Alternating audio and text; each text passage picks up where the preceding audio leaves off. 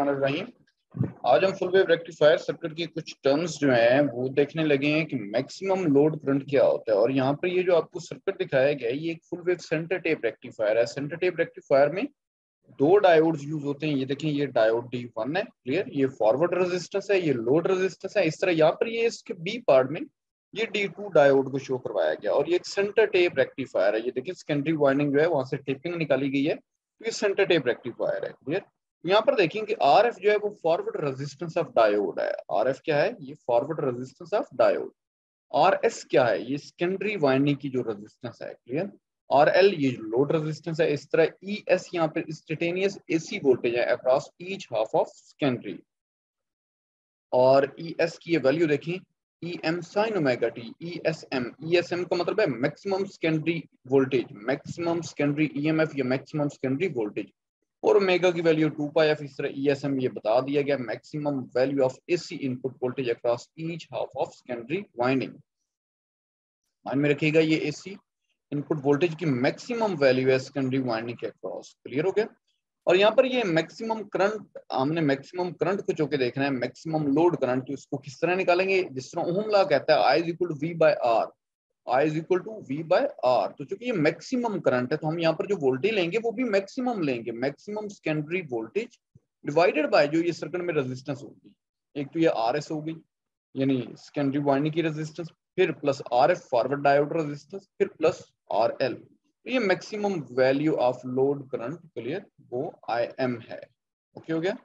तो ये हमने फुल वेव रेक्टिफायर सर्किट की एक देखी जिसमें हमने डायोड अपने कौन सा लिया है? Centre tap diode. अब हम देखते हैं कि एवरेज DC लोड करंट क्या होता है। Average DC load current IDC, इसकी वैल्यू क्या है इसको हम देखते हैं। यहाँ पर आपको एक शो करवाया गया, consider one cycle of load current IL from 0 to 2 पाई। एक साइकिल शो करवाया गया। ये देखिए, अगर मैं AC की बात करूंगा तो ये AC है, क्लियर, जिसकी वैल्यू कहाँ है? 0 से लेके 2 पाई तक।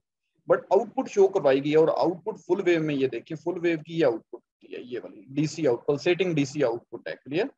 एक साइकिल के लिए वैल्यू क्या है? एक साइकिल के लिए वैल्यू लोड करंट की है IM sin ओमेगा t। और इसी तरह जो नेक्स्ट साइकिल है, नेक्स्ट साइकिल की वैल्यू, उसकी वैल्यू क्या है? Minus IM sin omega t।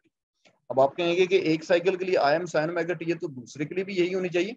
लेकिन ये जो नेगेटिव साइन इंडिकेट कर रहा है, नेगेटिव साइन एक्चुअली इसकी वजह से कि वो वैल्यू जो है ये वाली ये नेगेटिव साइकिल के लिए है। नेगेटिव साइकिल के लिए साइन लगा हुआ है ना, साइन का मतलब है साइनोसाइडल वेव है। तो नेगेटिव साइकिल की वजह से उसके साथ ये नेगेटिव साइन लगाया गया है। तो consider one cycle of load current from 0 to 2 pi to obtain the average value which is DC value of load current, clear। average value जो DC की होती है उसे हम average DC load current कहते हैं। तो IL इक्वल हो गया IM sin ओमेगा t, जिसकी वैल्यू क्या है? 0 से पाई तक, यानी यहाँ से लेके यहाँ तक ये IM sin ओमेगा t है। बट फॉर पाई टू 2 पाई, अब अगर हम यहाँ से यहाँ तक बात करें, पाई से 2 पाई तक, the current IL is again positive। Load current जो है वो क्या है? वो पॉजिटिव है। while sin omega t term is negative।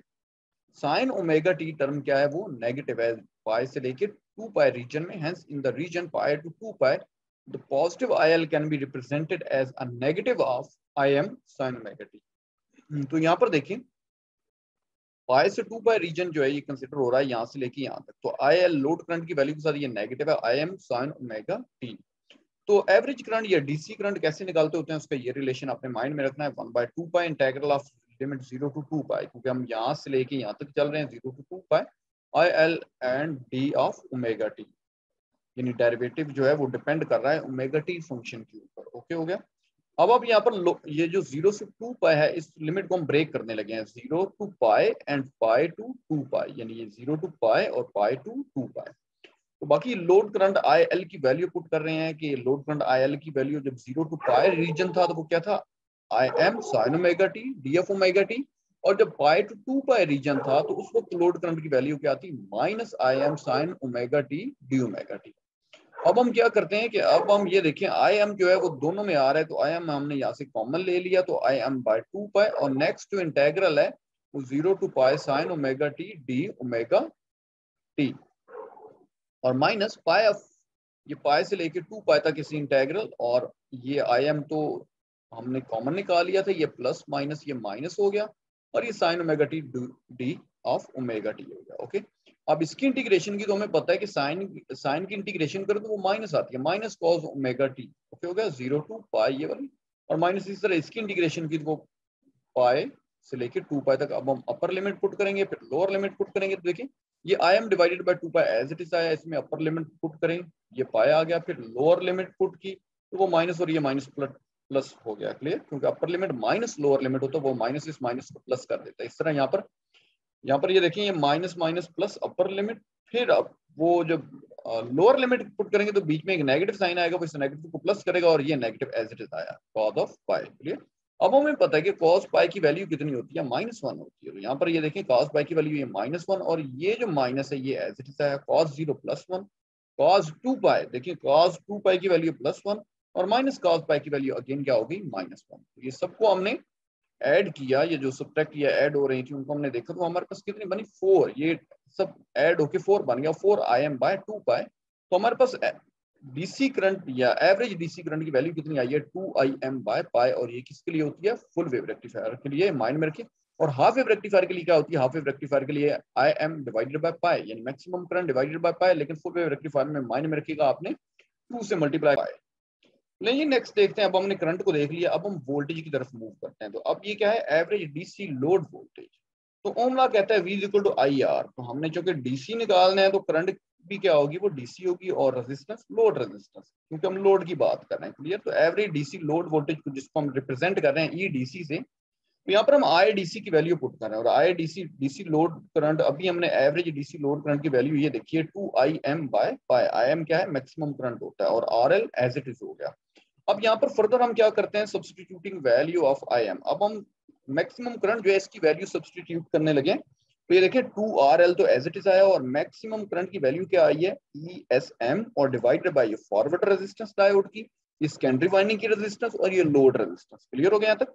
अब हम ये करते हैं कि ये जो RL है, RL को डिनोमिनेटर में मूव करवाते हैं। तो ये देखिए RL को हमने डिनोमिनेटर में इधर, तो RL बाय RL वो 1 बन गया, और RF प्लस RS इसके नीचे क्या आ गया, RL आ गया। अब ये फैक्टर जो है RF plus RS divided by RL, ये मच लेस देन 1 है। क्लियर, मच लेस देन 1 है, इस वजह से हम कहते हैं कि ये टर्म मेरी इग्नोर हो गई, और ये इधर क्या हो गया, यानी जस्ट 1 बच गया। तो 2 ESM divided by pi. ESM क्या है, मैक्सिमम सेकेंडरी वोल्टेज।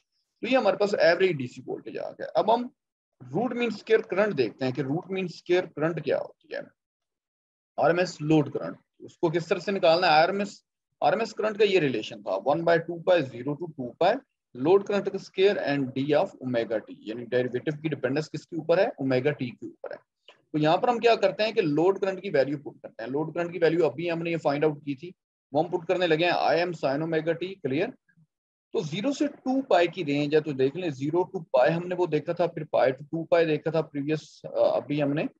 तो यहाँ पर हम आई एल की वैल्यू हमने पुट की I am sine omega T, और यहाँ पर आई एम का जो स्क्वायर है वो स्क्वायर रूट से कैंसिल हो जाएगा, और आई एम ये हमने बाहर फाइंड आउट कर लिया, आई एम हमने बाहर एक्सट्रैक्ट कर लिया, 2 से कैंसिल, और यहाँ पर क्या बचेगा 1/पाई। और साइन स्क्वायर ओमेगा टी की वैल्यू ये होती है 1 minus cos 2 omega T divided by 2, वो हमने यहाँ पर वैल्यू पुट की।